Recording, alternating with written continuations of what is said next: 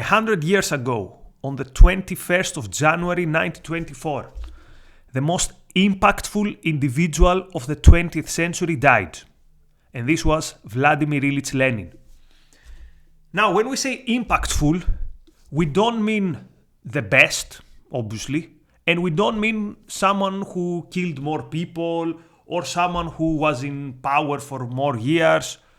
What we mean by impactful is the one person who set into motion more things that would later have an effect on how history played. And this was Lenin. Think about it. Without Lenin, there is no Soviet Union. Without Soviet Union, there is no communist center to export the revolution. Without Lenin, there is no Communist International, which means there is no communist movement in Western Europe. Which means, for example, the history of the 1930s in Germany would be different. This is not to say that Lenin is to blame for Hitler, it's just to make the point that he played a huge role. Without Lenin, there is no, for example, Cold War. Without Lenin, there is no subjugation of Eastern Europe for 45 years. Without Lenin, there is no communist China. And so it goes. But here's what makes Lenin's impact even more difficult to fathom. Lenin was under the spotlight of history only for 5 years. And yet within these 5 years, he set so many things into motion that later would be proven so central for the history of the 20th century. Only 5 years. Because before 1917, when the Bolsheviks, his party, the Russian communists, come to power, no one knew Lenin. And after 1922, because of his ill health, he is more on the sideline. So, if we think about the ratio, years that you are under the spotlight and the impact you have, it makes sense to claim that Lenin was the most significant person of the 20th century. Of course, his impact was bad, and yet very impactful he was.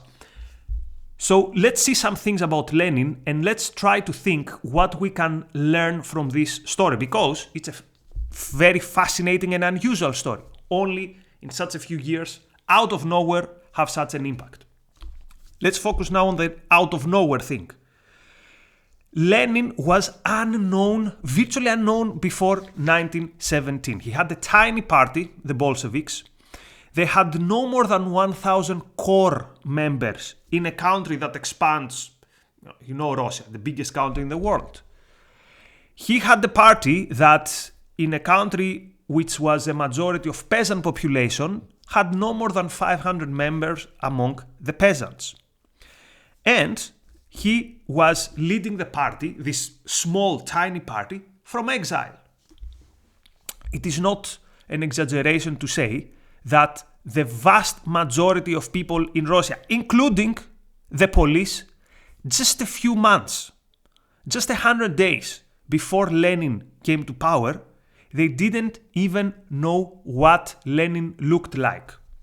So in the summer of 1917, the provisional government gets information that there is this group, the Bolsheviks, and they are planning something. They're planning maybe a coup.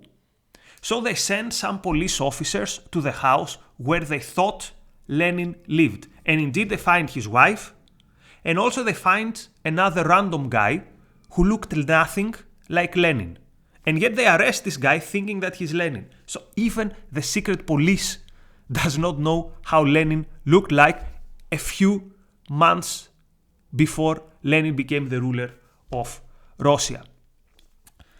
And the funny thing is that even after Lenin becomes the ruler of Russia, even after the October Revolution, when his party comes to power, still the vast majority of people don't know of Lenin. He walks around without a bodyguard for months after he comes to power. Why? Because people don't know what he looks like. And actually, there were a couple of occasions where he's stopped by the police and they ask him, "Who are you?" And he says, "I'm Lenin." And the police, officers laugh. They think it's a joke. Haha, okay, you think you're Lenin, we are the Pope. Even the police did not know what Lenin looked like. So, how come this guy come from nothing, being an unknown with a very small party, to ruling the biggest country in the world? The great historian Stephen Kotkin characterized Lenin as having history-bending will, as having a will of character that was so strong that could bend history. And this gives us a first insight. Lenin was very decisive, and Lenin was someone who would not compromise. He had his views, bad views, but he understood that quite often history goes on the side. The winners are the ones who don't dilute their principles. And Lenin did this many times. At some point in 1914, at the beginning of the First War, he had no problem breaking with the establishment of the left around Europe, which back then was the Second International and mostly the German Social Democratic Party. So he would tell them, hey, you betrayed what we stand for, you agreed to vote in the German parliament for the war credits, therefore, he says, you are now irrelevant. You're not useful to what the cause is. And of course, the cause was Marxism, the cause was the workers' revolution. And notice, again, what would be the easy thing? The easy thing would be to say, well, look, the circumstances are difficult, therefore we have to go with the flow. He did not say this. Then again, why, before even 1914, why does he break the Bolsheviks from the Russian Social Democratic Workers' Party? Because he had a vision of a party led by intellectuals, led by people with very, very strong ideological conviction. So his idea was, ours is going to be a party of radicals, a party of true believers. Of course, our goal is to lead the working class to power, but the leading part requires people who know what they stand for and they are very, very committed in what they stand for. Juxtapose this with the rest of the political powers in Russia at that time. At the top, you have the Tsar, someone with a very weak will, and someone who runs a war in a very inefficient way. And thus, in 1917, the elites in Russia that want to continue the war, they realize, we don't need this Tsar, this guy is useless, so they encourage him to give up and and put someone else from the royal family in his position. But the Tsar he doesn't even believe in what he's doing, so he says, okay, I'm out of here. In a way, he retires, as we would say. And therefore, there is a gap of power. Who comes to fill this gap of power? Forces from within the parliament, the Duma, that form the provisional government. And at its head is a guy called Kerensky. Kerensky, in today's terms, we'd say social democrat. So, the provisional government promises, their number one promise was, we will take Russia out of the war. This war is a massacre. This war is very unpopular, and there is no point in continuing to fight that war. And also, he promises things that were quite close to what was Lenin's ideology. He promises land to the peasants, and he promises more power to workers, to put it simply. So, Lenin, after the February Revolution, this was, again, the forming of the provisional government on the void of power that was in Russia after the subjugation of the Tsar. So there is relative freedom now in Russia, so Lenin returns to Russia. Again, Lenin was in exile, but he smells an opportunity. He's saying, look, now the provisional government in Russia is espousing slogans that are actually our slogans, things that also we believe. But he says these people are weak. These people don't really understand what these things mean, because these things would mean an actual revolution in terms of we establishing a dictatorship of the proletariat. That's the only way, Lenin thought, to give real power to workers and peasants. And also these people, Lenin sees, are weaklings in terms of they say one thing and they do something else. They told us that they would take us out of the war and they are not taking us out of the war. So Lenin sees an opportunity. He returns to Russia with some help from the Germans, who wanted someone who would be anti-war to have an influence in Russian politics, because remember, Russia and Germany were in different sides in that war. So in April, Lenin returns to Russia. And when he returns, he publishes his April thesis. The April thesis is, think about it as a program for his party, the Bolshevik party, to get to power.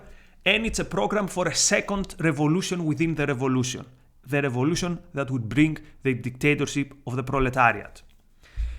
Now, this was so ambitious a program that even from within his party, he's laughed at, or his comrades are embarrassed. Like Lenin is, what is this guy saying? They actually, in the party's newspaper, Pravda, they publish their distancing from April thesis, saying Comrade Lenin does not represent the majority in our party. And even people close to Lenin, like his wife, they are genuinely concerned that Lenin has lost it, that Lenin is crazy. So Lenin, first of all, has to persuade his own party that the conditions are mature for us to come to power. Because his party thinks, okay, look, we are a very small party. They only took 13% in the elections within the Soviets. The Soviets were the workers' councils. So the one area where the Bolshevik party was supposed to be very powerful among the workers, they only got 13%. But Lenin says it doesn't matter. It doesn't matter. What matters, says Lenin, is that we have to do here, we are dealing with weak compromisers, with people who don't know what they stand for. We know what we stand for, and therefore the power shall be ours. It's not the time yet, though, in April, so Lenin waits. Waits in terms of he doesn't want to interrupt his enemies when they're making mistakes. And the biggest mistake the provisional government does is actually taking an active part again in the war. So Russia is back in the war in the summer. Of course, this is a blunder. This is a fatal mistake. Now the Bolsheviks can have more of an appeal to soldiers that are very angry with this, because they don't want to fight this war. And month after month, actually, the provisional government is losing its appeal. People don't take it seriously, because no one takes seriously someone who is lying to their face and someone who stands for nothing. And within a few months, in October, Lenin sees his opportunity, so he calls for a coup, and the coup is successful, and the provisional government falls very easily, and the Bolsheviks come to power. Even when Lenin is in power, still the vast majority of people within Russia and outside of Russia don't take him seriously. This is why you see, for example, the Western powers but also Germany seeing the Bolsheviks only in terms of their utility in the war. They could both crush the regime. Actually, the Germans reach something like 500 kilometers away from Petrograd, but they stop. Because again, no one thinks that these crazy people, these crazy ideologues, within some time can be of any significant danger to the day after the war. Within Russia, Lenin's enemies start a civil war against him. His enemies, let's say, from the right. Now, here's it's important to say something. Even the right in Russia is was anti-freedom and anti-liberal. And actually, they had some horrible views. They were anti-Semites and stuff. So before the revolution, that's why we could say that everyone was doing the Bolsheviks' work for them. Everyone on the left promised some form of socialism, and even the right was an anti-capitalist right. Even the rich in Russia were anti-capitalist. They didn't believe that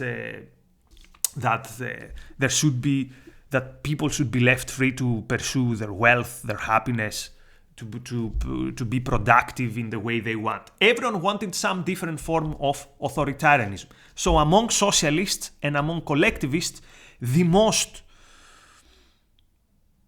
how to put it, the most committed collectivist at the end won. So then at the Civil War, the right, so to speak, doesn't even bother to unite in one front. So there are something like, imagine 3 different warlords attacking the Bolsheviks from different sides, not really coordinated. Then the Western powers at some point do something like an intervention because they want to push Russia back in the war. But this is clumsy, it doesn't work, and now the Bolsheviks can say, hey, look, we have all these people fighting us, we are the true voice of Russian independence. So all these efforts fail, and Lenin establishes his power from within after the October Revolution and after the Civil War. With the Red Army, he manages to expand his power throughout the Russian territory.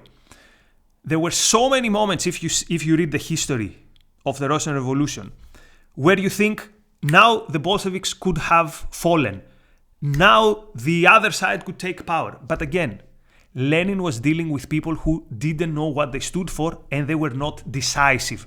There is particularly one instance, I think something like 2 years within the revolution, that some people who participated in the February Revolution of 1917, the social revolutionaries, they are so more powerful than the Bolsheviks that they almost make a coup against the coup. And some Bolsheviks say that, you know what, at that point, we thought that you were ready to come and arrest us, but you didn't, and therefore we came and arrest you. So again, people kept undermining the Bolsheviks, and at the end, the Bolsheviks crushed them all. And the rest is history. Now, what are the takeaways from this very interesting story, but also tragic and dramatic story? How can a group of a few fanatics end up running the biggest country in the world? And what are the lessons for us? So I see 2 interesting takeaways. The first is, sometimes bad ideas or bad people, however you want to call it, win by default, which means not because they are very powerful, but because there is no one else there to stop them. Today, there is no communist movement, there is no Bolshevik threat. I don't see any. I think communism is dead and will remain dead. But I see many other bad ideas floating around unquestioned. Think, for example, of environmentalism or of very anti-humanist ideas that are within environmentalism. I wouldn't be surprised if at some point someone shows up and says, look, you all talk about how human beings are greedy, they are a plague on planet Earth or whatever. Now it's time for us to be serious about it and significantly cut, let's say, emissions in a way that will be destructive for industry as we know it. So we should not let bad ideas win, let's say, in the battle of ideas, because then someone, a true believer, might come and capitalize on things that we were kind of throwing around as slogans, but we never expected that someone would actually put into action. How many people in Russia thought that, actually someone will indeed come and impose a dictatorship of the proletariat, or someone indeed will impose the egalitarianism with the destructive consequences that the Bolsheviks imposed? So be very careful what you wish for, or be very careful what ideas you allow to be unquestioned out there. And the second lesson by Lenin is that sometimes when it's an ideological desert out there, it might be a time for true radicals to unapologetically question everything, question the status quo, and go forward with very, very brave ideas. This is what Lenin did in 1914 when he went against the Second International, when he went against, let's say, the revisionist left. Of course, he did it by putting forward bad ideas, and they had horrible consequences. But, for example, today, when we see that both the left and the right are intellectually exhausted, I see this as a great opportunity for people who hold good ideas to be radicals, to be true believers, and when things are in times where no one believes the mainstream right and the mainstream left, that's a good opportunity for radical ideas to come and fill that void. The question is it going to be the bad ideas of authoritarianism, of collectivism, or is it going to be the good ideas that I consider to be the ideas of freedom, the ideas of reason? So maybe Lenin's lesson is that sometimes it is the radicals and the consistent ones that win. In the 20th century, or at least for a short term, it was the bad radicals who won. Maybe now it's time for the good radicals to have a shot. Thank you.